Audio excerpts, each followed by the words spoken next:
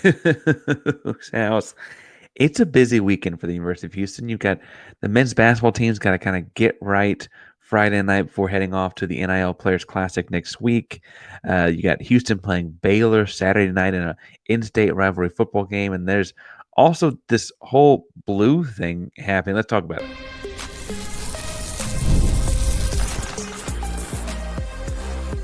You are Locked On Cougs, your daily podcast on the Houston Cougars, part of the Locked On Podcast Network, your team every day.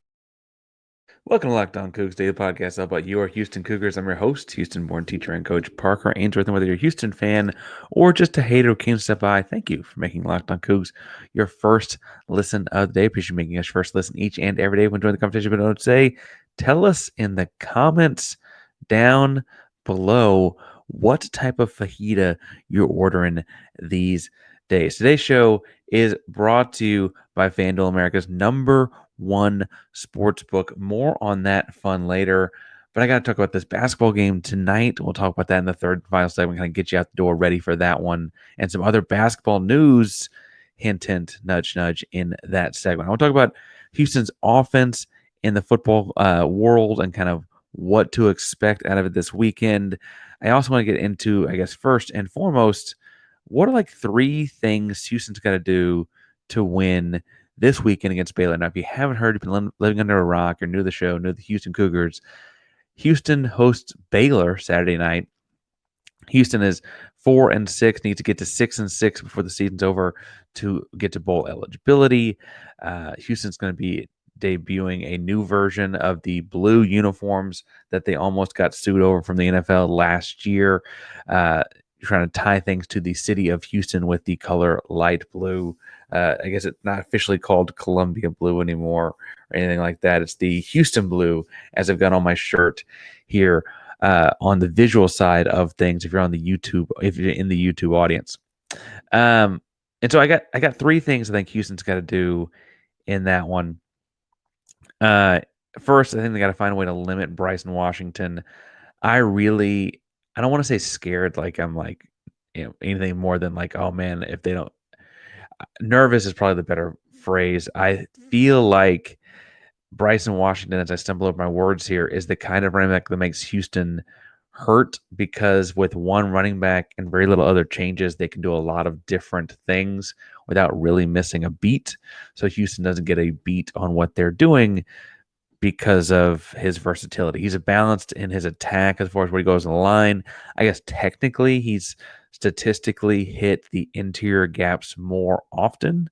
I got to be honest, I thought he was going to be closer to 220 pounds, and then I looked him up and he's closer to 200, 205 pounds, which is crazy. I mean, he runs very strong, runs behind his pads.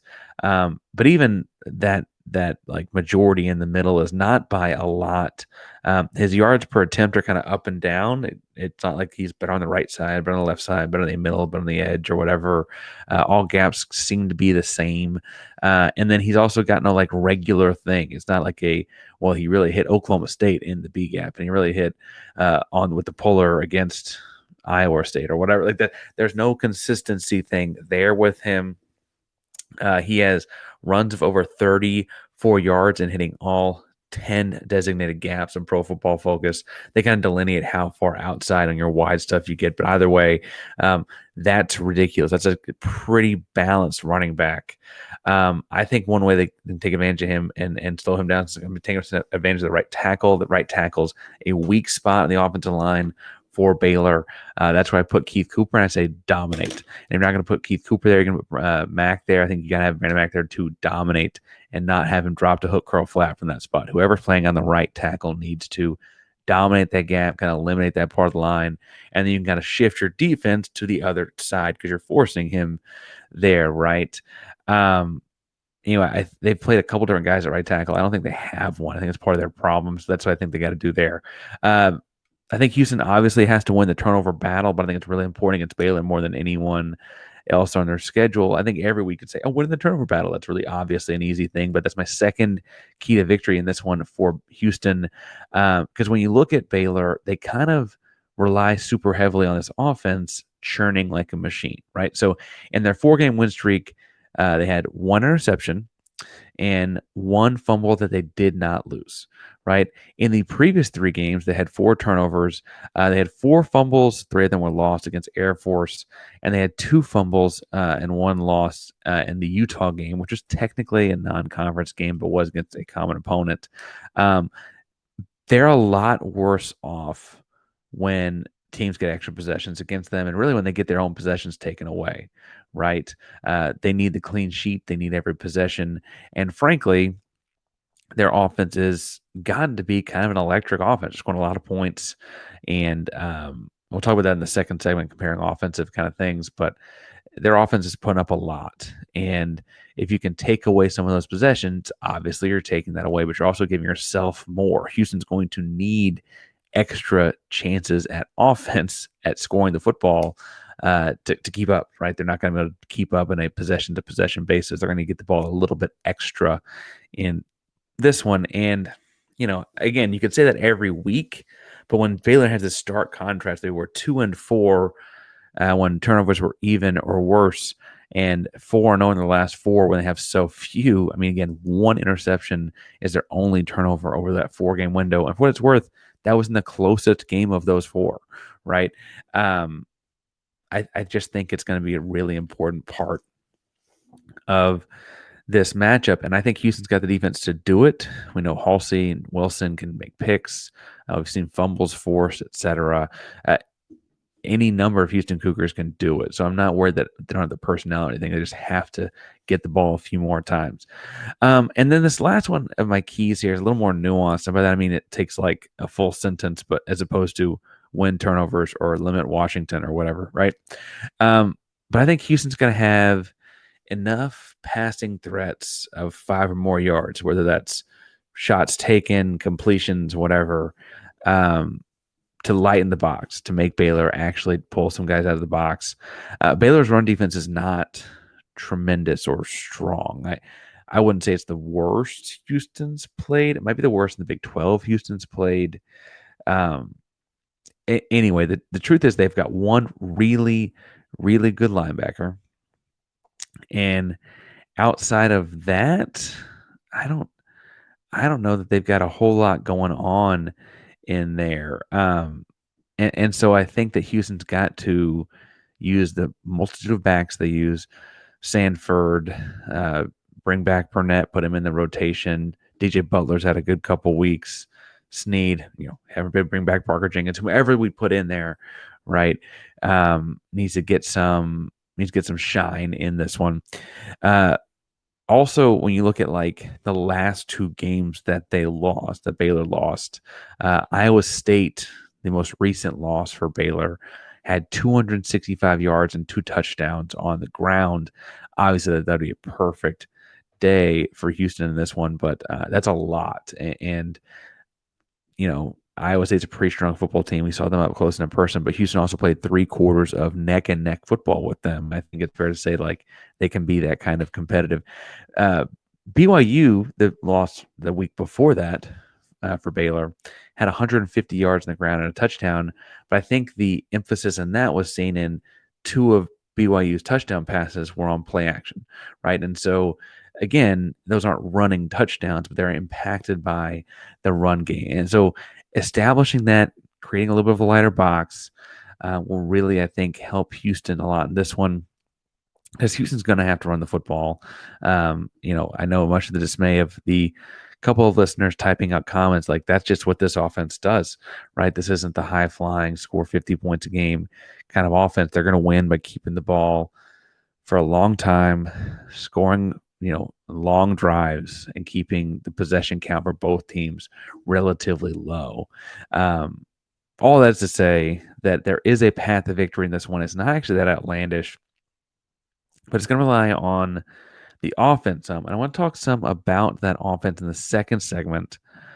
But before we do that, we do need to tell you a little bit about our buddies over at Prize Picks, because right now you can get all kinds of winnings by just simply choosing more or less. Prize Picks is the best place to get real money on sports action.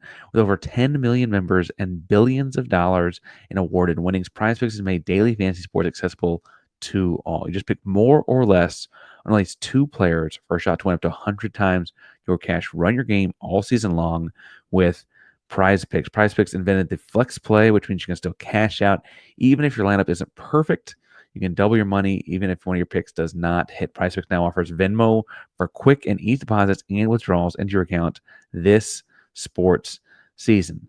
Think about if football season, if which players are going to go off, which ones aren't. Make your pick in less than 60 seconds and turn your sports opinions into real money. And I know you've got those opinions. I see them in the comments every single day. You can turn those into real money all season long on Prize Picks. Download the app today and use code LOCKEDONCollege for $50 instantly after you play your first $5 lineup. Again, download the app today. Use code LOCKEDONCollege. Get $50 off instantly after you play your first $5 lineup. Prize Picks. Run your game.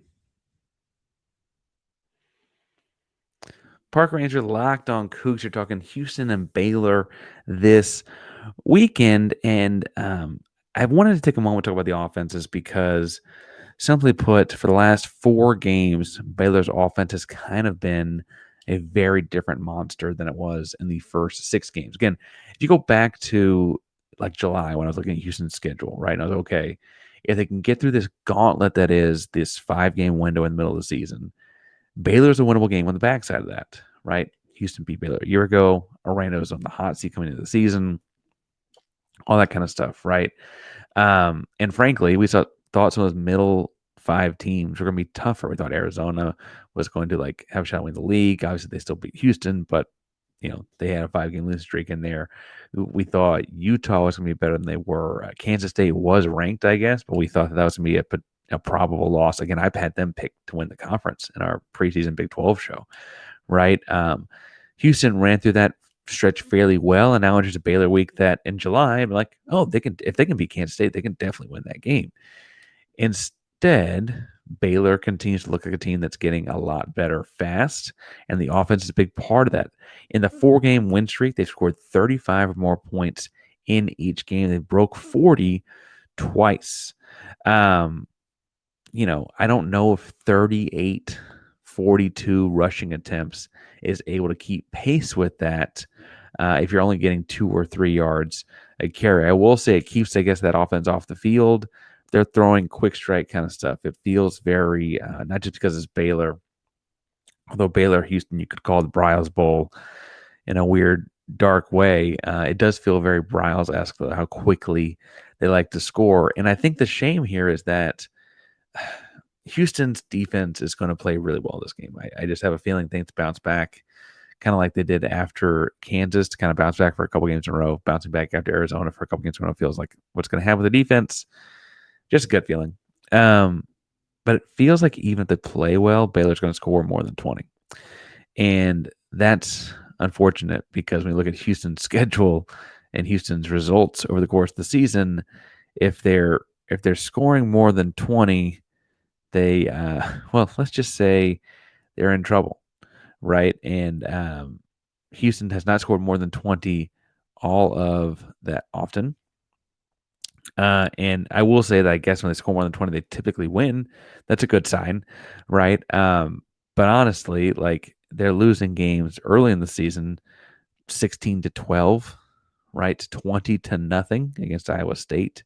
They lost last week 27-3.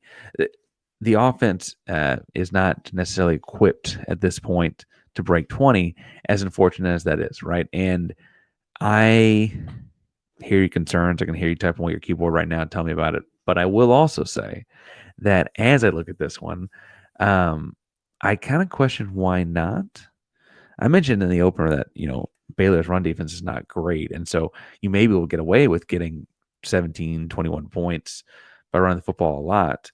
But I feel like we're kind of getting to the point where it might be time to kind of throw this offense into the next level, right? We saw last week, maybe it was just my claim, I thought the Boogie Johnson had the best game of anyone of the Houston Cougars last week. 4 tough catches, should have had a 5th, was open a few more times, and frankly, if the couple deep shots thrown his way had been a little bit better ball, he might have scored one time, right? And I say all that to say that guys like him are all over this Houston Cougar wide receiver room. Now Boogie had a great game last week. I mean, to say that everyone had a great game last week, but the talent's in that room. And I'm not saying this has to be the offense that throws it 45 or 50 times a game. I don't think they've got. I don't think they got the pieces for that either. Right? It takes more than just good receivers to do that. I will say though that it feels like that whatever they saw with Boogie and crossing routes last week is something they should be able to build on. Right? I mean, the Baylor coverage units also are not very good. They kind of rely heavily, if I'm being frank, on their own offense. And that's to say that Baylor's defense, as the game goes on, knows that you're going to have to pass the ball to keep up with them. Right? And so, with that being the case, with that being the understanding, they can, gear their pass rush up, pin the rears back, confuse coverages, not worry about the run game as much because they're scoring points kind of at will and they're making you keep up with them. Right. And I think that if I'm being honest, Houston should not wait for that to happen, but take advantage early. I think they've got advantages they can take in that back half. And, you know, the thing with Boogie specifically, because I mentioned him earlier, is that he can take short passes and take them a long ways. He's very fast, great footwork, etc. But we've seen Makai Muse have his game, and then we kind of didn't see Makai Muse for a long time. We've seen Joseph Manjack have 2 catches in a game several times, and then them both be 2 of the best plays in that game, right? I wonder where the consistency there is. We continue to question a Locked On Cougs the idea of running it on 3rd and 4 or more. Houston continues to run it about as often as they pass it on 3rd and 4 or more, including 3rd and 8, 10, 12, and not having a whole lot of success.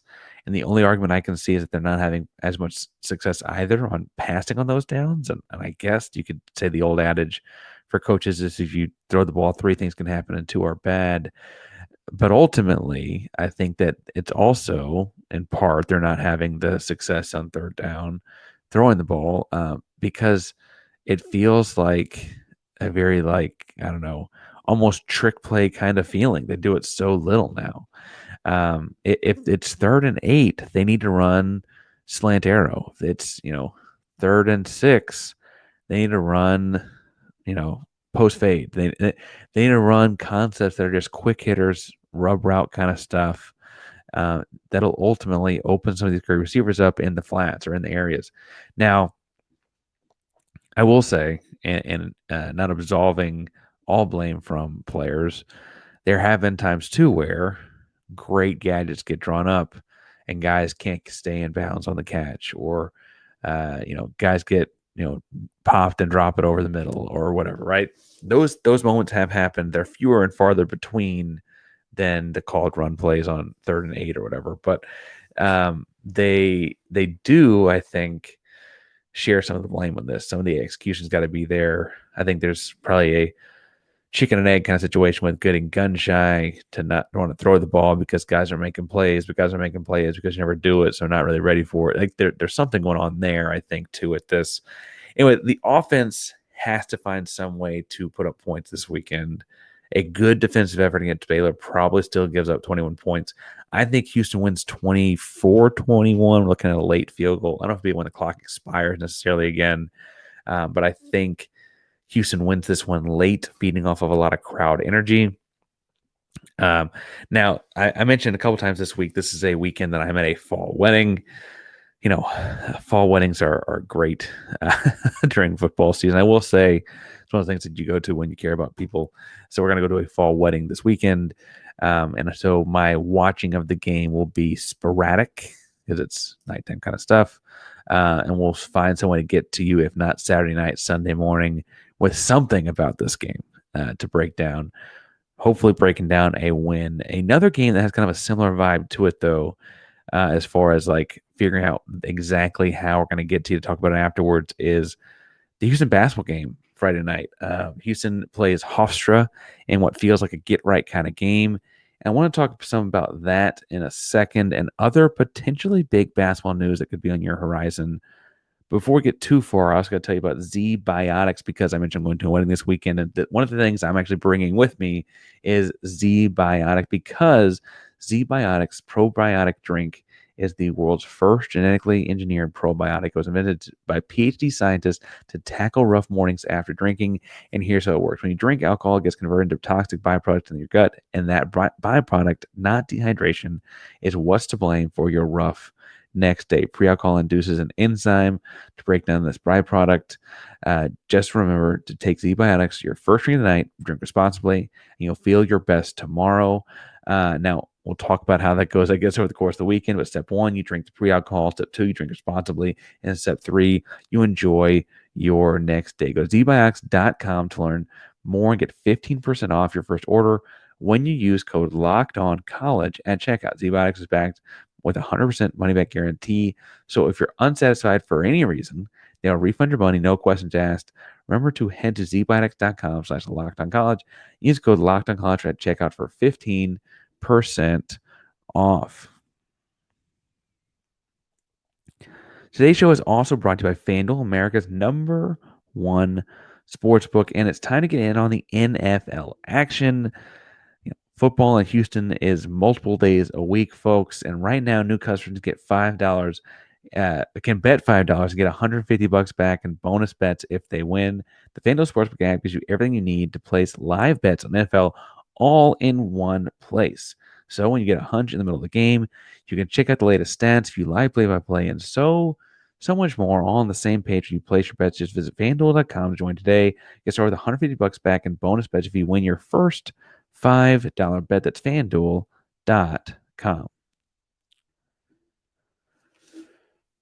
Parker Ainsworth, Locked On Cougs here. I could not get out of here before previewing the basketball game being played Friday night a little bit. Now, honestly, if this were a stronger opponent I was more worried about or had more information on playing, we might do its own episode and have 2 episodes on a Friday kind of thing. If I were not coaching 5 games in 3 days, I might also do that myself. But Friday night's basketball game, Houston is hosting Hofstra. Hofstra has had a interesting year. They played a lot of games already, I want to say. I think it's 6 games, it looks like, and Houston played 3. Their only loss just came last week to FSU by 18 on Tuesday. So hopefully keep that losing streak going, to say the least. Their biggest win, though, is a 49-48 win over Seton Hall. That was extraordinarily low scoring. Most of their games are up in the 70s and 80s, and that one stuck out for a number of reasons. But Seton Hall is a pretty good program for them to beat these days. The thing I think Houston's going to do to Hofstra is turn them over. Turn them over a lot. The defense that Houston brings is just, it's just so strong. And also, right, you have Hofstra is the 334th team out of 363 teams in Division I basketball in terms of turnover percentage, which is the percentage of your possessions that end in a turnover. That's bad. That's really bad. And Houston's really good at forcing turnovers. They're top 5 in most turnover metrics in America. So, folks, I think that's going to go well for Houston. It's also a game where people that want to pick on Houston's size can't really hold against them in this one because they have just one guy 7 foot, and he is like a very heavy 7-footer. But everyone else on the Hofstra roster is 6'8" and under. I will say they're not like a short roster. They don't have a bunch of like 5'10s and 5'11s or anything like that running around. It's kind of everyone on the roster, with the exception of that one 7-footer, is between like 6'2" and 6'8", which is kind of weird. They also play a really, really slow pace, so you can see this game kind of grinded out some over the course of 40 minutes. I think that still favors Houston because they want to play a slow pace. I don't think that's the kind of thing that worries me or anything like that. But ultimately, this feels like a get-right game. Houston plays Alabama in the NIL Players Classic on Tuesday. Alabama is also a very highly ranked team in preseason, all this kind of stuff, right?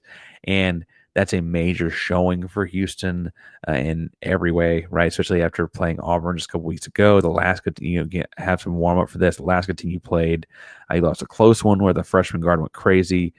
What does Mark Sears of Alabama do this week, right? Getting ready for that on Friday. I think that Sampson picked a team that has a lot of good athletes on it very intentionally, right? I think those are the kinds of things you see when Sam talks about builds his schedule. This is an intentional opponent picked before that one. So I'm watching to see how they get right. I'm also looking to see as the season goes on, including Friday night, how Terrence looks as he gets more minutes. He got cold, couldn't use a bike in the Toyota Center the other day. And they didn't want to put him back out there with a cold Achilles, given the injury history there. Does he get more minutes? Is he working his way into more of the first group kind of lineups and stuff like that? How is his recovery coming?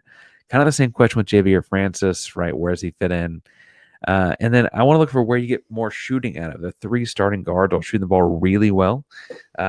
Milos as well. Milo Suzanne is really shooting it from over behind the arc. And obviously, Cryer and Emmanuel Sharp are both doing it as well. Who do they find for that next guy? Is it Mercy? I think with this group, you'll see a lot of Mercy minutes against Hofstra. It's the kind of game that he's going to dominate offensively. He can score against any Hofstra defender I saw when I watched them on YouTube some. But I think this is the kind of game where, because he can kind of get his own at will on offense, the paces might be a half step slower on defense than it is against a Big 12 opponent. I think you can kind of like get game speed practice almost out of Mercy on the defensive side, or he doesn't know what the guys are doing, doesn't necessarily know the same tendencies the way he does it, like you would against a guy you practice against every day, right? And so I think this is going to be a valuable one for him on that side of the basketball. I'd like to see said lot some too, but I know that that's a little bit different kind of proposition. It probably depends more on how Javier Francis is feeling. At some point in the next few days, I feel like we're going to also get clarity on potentially big news in Houston Cougar basketball recruiting world. That's the big spoiler kind of thing. Something big is brewing. I bluntly had 4 different sources on Tuesday tell me 4 different things that, without spoiling it, cannot all be true. Like only one of the 4 can be true. And it's interesting to hear that out, right? Because I don't want to give validity to them, because typically I have to have 2 sources say the same thing to be right or whatever. I know this isn't typically journalism. I'm more of a fan, but I do think it's interesting to see like Houston's in the running for some crazy thing. They already have 2 incredible guards committed and signed. Bryce Jackson feels like a dime in the rough kind of guy because he spent so much of his high school career hurt. A lot of valid reporting out there that he could be the best player in Houston area if he never gotten hurt. Obviously, they have a handful of big-time recruits in the way. Chris and Cole Pete, Barry. They have a bunch of guys, right? I think Chris and Koa probably headline it. You had Landon Gosling tweet out the Lincoln Coog connection, a bunch of $ kind of things on Twitter. People are excited about what that could mean. I know that they've been gathering NIL funds to get things ready for big packages for key players that'll make a difference in this program. You're losing a big senior class. You got a lot of guys to replace, right? And that's before anyone transfers out, goes pro, et cetera, right? And so you look at all that and say, like, they have a lot of spots, and they seem to be finding the best of the best, the cream of the crop to fill those spots. And again, I don't want to necessarily go out on a limb and report on one of the 4 different things I heard on Tuesday. But that is also why I didn't have a Wednesday episode, was because I started to record stuff using some of that information. And I was like, but if one of these happens, the other 3 can't. And how do, who's right, who's wrong out of these 4 options here? I will say that I think Houston's going to be very good at basketball next year. I think that I probably would have said that no matter who they signed, if I'm being honest. And so the fun part here is that it's these high-end 5-star, 4-star kind of names. And frankly, we've seen Houston do it by developing guys that had, let's just say, a much lower star count, right? Sasser was the 399th player in America. I think Jamal Shad was a 2-star, right? Houston turned those guys into legitimate pros. And so what does the system look like, the development system, when the guys come in much more NBA ready? Is it as simple as their impact day 1 kind of guys? Is it they turn into all pro caliber guys? I mean, Jarris Walker was a lottery pick, and while he wasn't a guard, it's the same kind of progression, right? Also, side note, once Houston's won a bunch of national championships in a few years, and they look back at like this whole Galen Robinson gets it started, I think that's always going to be the story, right? Um, Jarris Walker being the 5-star one and done lottery pick to come through in 2022-3 will definitely be remembered as an impact on the 5 stars coming in 2025-6, right? Those guys all think of Houston as the Grimes, Ladiki, Sasser, and Jarris one and done type of place that you can flourish. If you work hard, you have to work hard, you got to be coached hard, you can flourish in, right? That's consistent amongst everything I'm hearing, frankly, is that guys see that model. They see what Jamal Shedd did in the Big 12 and think, I want to go do that, right? But they also know that if they show up looking like Jarris, they can play. Manuel Sharp was the first guard off the bench that year as a freshman, right? Like freshmen can play if they are willing to work hard and get coached hard here. I think it's a big advantage. And anyway, the book is far from written, but I just think it's interesting to take notes along the way so you have an easier time writing it when it happens. Whenever that recruiting news, whenever one of those 4 things drops, we'll be live with some of the stuff on Locked On Cougs as quickly as possible. So hit subscribe, hit the bell so you know we're live. Locked On Cougs, primarily Locked On podcast. Is your team every day. Go Cougs.